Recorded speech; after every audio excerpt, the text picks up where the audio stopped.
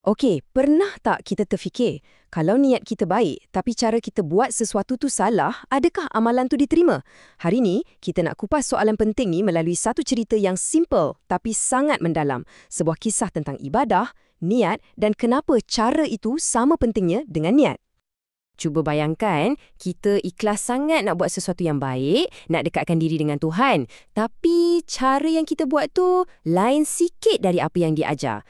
Cukup ke dengan niat yang murni itu sahaja? Ataupun cara juga memainkan peranan besar?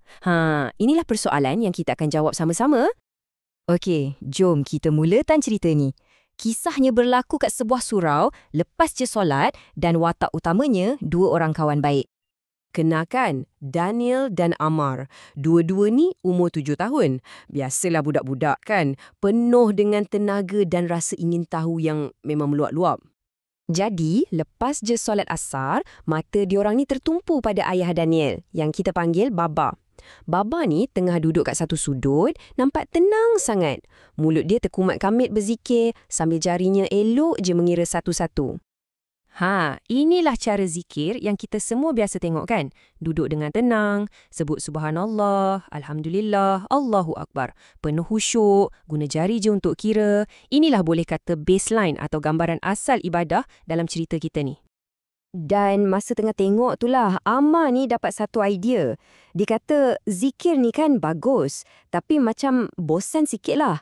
Apa kata kita buat zikir versi kita sendiri yang lagi best?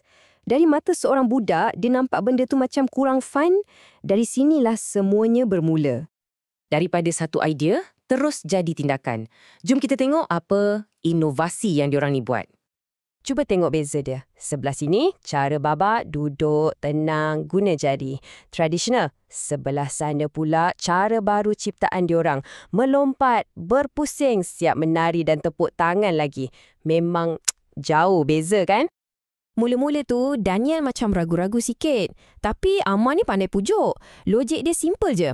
Kalau kita happy masih ingat Allah, mestilah Allah lagi suka kan? Nampak tak? Niat diorang, Masya Allah, memang baik. Diorang nak tunjuk rasa gembira bila ingat Tuhan. Jadi, diorang pun mulakanlah. Cari satu sudut tersorok sikit dan mulakan zikir versi baru ni. Allahu Akbar sambil melompat. Alhamdulillah sambil pusing-pusing. Dalam kepala diorang, inilah cara ibadah yang paling best, paling hebat. Well, bila dah melompat-lompat macam tu, mestilah bising kan? Dan bunyi tu sampai ke telinga Baba. Di sinilah kita akan nampak kebijaksanaan seorang ayah. Bila Baba dengar je bunyi bising tu, dia tak terus sergah atau marah. Tak, dia datang dekat dengan tenang, dia cuma perhati je. Dia tunggu sampai diorang habis buat zikir tu. Cara dia ni sangat-sangat penting. Lepas je habis, Amar dengan bangganya cerita, Baba, kami cipta zikir baru. Zikir sambil menari. Best tau, mesti pahala lagi banyak kan? Dia betul-betul yakin yang dia dah buat satu benda yang sangat bagus. Dan kat sinilah kita nampak cantiknya cara Baba. Dia tak terus cakap, salah. Dia senyum dan dia puji dulu niat diorang. Dia cakap, wah bagusnya niat kamu berdua nak gembira bila ingat Allah. Langkah pertama ni, dia sahkan dulu perasaan budak-budak tu. Ini yang buat diorang sedia nak dengar. Okey, sekarang kita masuk bahagian paling penting. Isi utama pengajaran daripada cerita ni. Satu prinsip asas dalam bab ibadah. Baba pun terangkan, cara ibadah yang terbaik ni bukannya kita cipta sendiri, tapi cara yang ikut apa yang Nabi Muhammad SAW dah tunjukkan. Para sahabat pun ikut cara tu. Mereka tak pernah pun berzikir sambil menari-nari macam tu. Ajarannya dah sempurna, dah lengkap. Dan asas teguran Baba ni datang dari sabda Nabi sendiri. Sesiapa yang buat satu amalan yang tak ada dalam ajaran kami, maka amalan tu tertolak. Hadis ni, wow, sangat jelas. Inilah garis pemisah dia.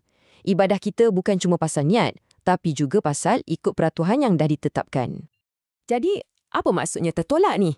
Maksudnya, amalan tu tak sah, tak diterima di sisi Allah.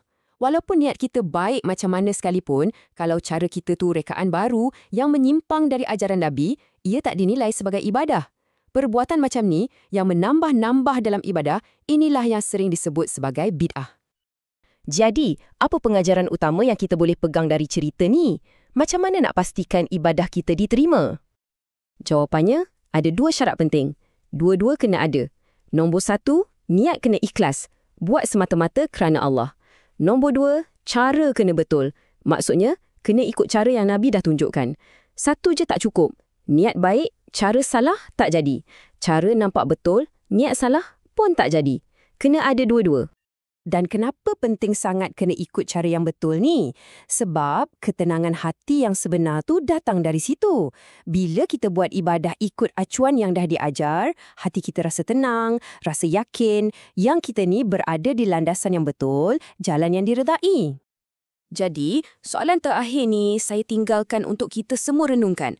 Lepas dengar cerita ni, macam mana kita nak pastikan amalan kita sendiri, ibadah harian kita, betul-betul ikut ajaran yang sebenar?